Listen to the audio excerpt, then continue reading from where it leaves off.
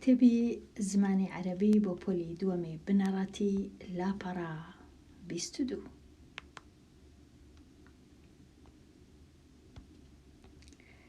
ئەو لاپەڕەیە دوو ڕاهێنانە. ڕاهێنانی یەکەم کە نووسرایە لێرە التەمرین الأول. ڕاهێنانی یەکەم السؤال الأول پرسیاری یەکەم چییە؟ ما اسم مدرستك؟ ناوی خوێندنگەکەت چییە؟ ئەو خوێندنگەی کە ئەتوو لێی دەخوێنی. نیوەی وەڵامەکەشی هەیە لێرە نووسرایە اسم مدرسەتی، ناوی خوێندنگەکەم یان ناوی قوتابخانەکەم. لێرە تەنیا ناوی قوتابخانەکەت بنووسە خوێندکاری ژیر. بۆ وێنە ئەگەر قوتابخانەکەت ناوی ساسان بوو بنووسە ساسان. ئەگەر ناوی شەقڵاوە بوو بنووسە شەقڵاوە. ئەگەر ناوی قەندیل بوو بنووسە قەندیل. بزانە قوتابخانەکەت ناوی چییە، خوێندنگەکەت ناوی چییە، ئەو ناوەی بنووسە. پرسیاری دوو السؤال الثاني لماذا لەبەر چ تحب مدرستك؟ لەبەر چ خوێندنگەکەی خۆت خۆش دەوێ؟ ئەوەی ڕاستی بی پرسیارێکی زۆر ڕەنگە باش نەبی، چونکە هەموو خوێندکارێک خوێندنگەی خۆی خۆش ناوێ. ئەگەر بۆ وێنە خوێندکارێک لە خوێندنگە لێی بدرێ چونکە نەیخوێندیە یان ئەوە نەتوانی خوێندنگەکەی خۆش بووی، بەڵام تازە ئەو پرسیارە هەیە، نیوەی وەڵامەکەش هەیە، نووسرایە وەڵامەکە ئوحب مەدرسەتی، خوێندنگەی خۆم خۆش دەوێ، لئەنەنی لەبەر ئەوەی من ئەتەعەلەم فیها لەوێن دەر فێر دەبم ئەل و ئەل. دووشتیان هێشتیتەوە لۆ خوێندکاران دووشتی بنووسن کە لە خوێندنگەی فێر دەبن. ئەو جە لێرە بە کەیفی خۆت دوو وشەی بنووسە. بۆ وێنە العلم والمعرفة. علم واتە زانست، معریفەش زانیاری. دەتوانی ئەو دوای بنووسی العلم والمعرفة.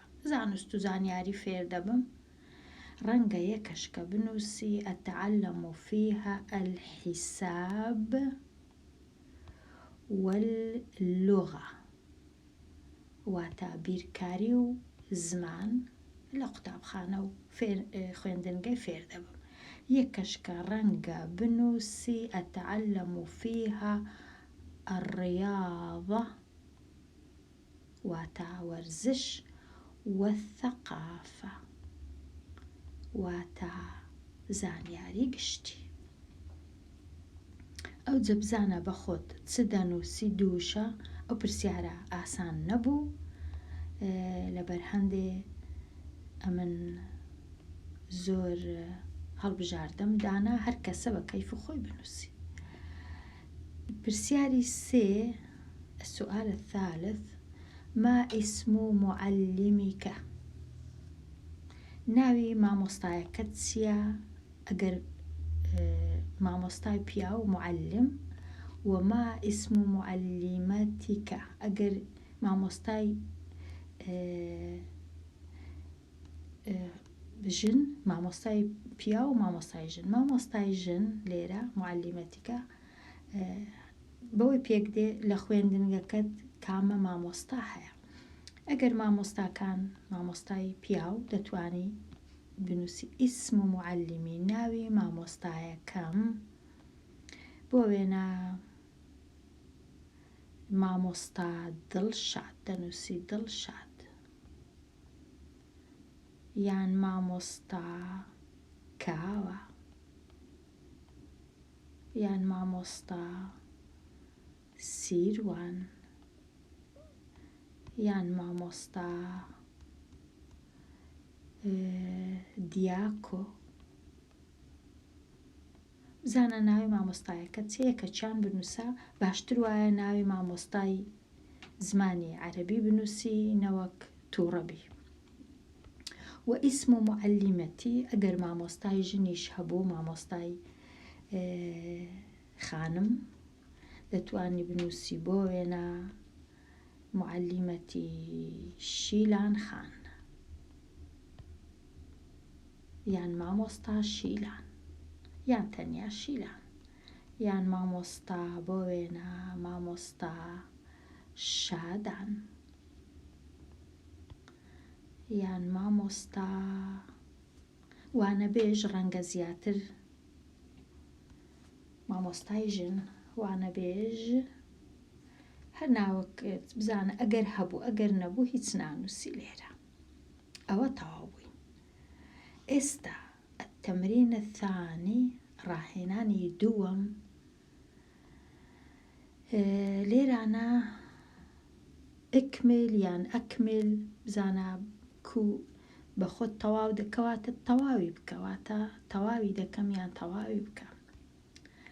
سوئال الأول پرسیاری یەک ئەوە زۆر ئاسانن ئەو پرسیارانە لەبەر چونکە دەتوانین بگەڕێینەوە لۆ لاپەڕا 20 و 21 لەوێ وەڵامەکان هەیە.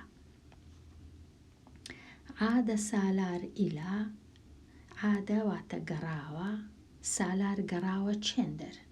ئایا سالار گەڕاوە المەدرسە خوێندنگە، البەیت ماڵەوە، الساحە گۆڕەپان گەڕاوە گۆڕەپان یان گەڕاوە خوێندنگە یان گەڕاوە ماڵێ.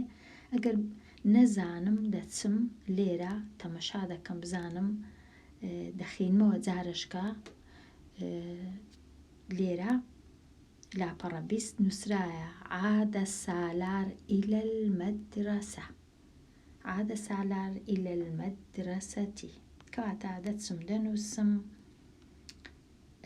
لێرانە ئەو وشەیە المەدرسە لێرە دەنووسم.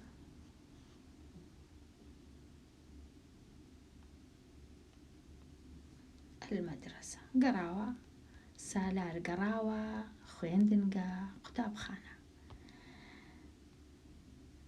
السؤال الثاني برسياري دوم وسلم سالار على سڵاوی لا سڵاوی کرد لە چێ سڵاوی کرد؟ ئایا سڵاوی کرد ئەبیهی لە باوچی، ئەصدقائیهی لە هاوڕێیەکانی، ئوختیهی لە خوشکی. لە چێ سڵاوی کرد؟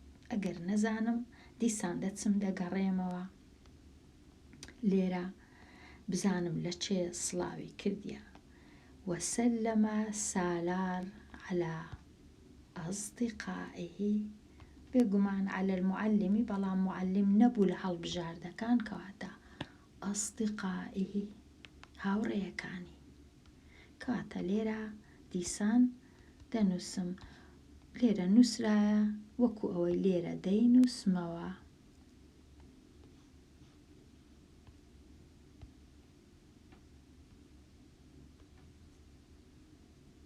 أصدقائه أصدقائه. السؤال الثالث برسياري سي قالت سوزان قوتي تي قوت أنا أحب لعبتي ئەمن ئەو شتانە یاری پێ دەکەم ئەو شتانەم خۆش دەوێت کە یاری پێ دەکەم یان سەفی پۆلەکەی خۆم خۆش دەوێ یان مەدرسەتی خوێندنگەکەی خۆم خۆش دەوێ. سوزان چی گوت؟ دەچین تەمەشا دەکەین دیسان. سوزان أنا أحب مدرستي نووسرا قالت سوزان أنا أحب مدرستي ئەمن خوێندنگەکەی خۆم خۆش دەوێ. کەواتە لێرەش زۆر ئاسانە ئەو وشەی دەینم لێرە دەنووسم مدرسەتی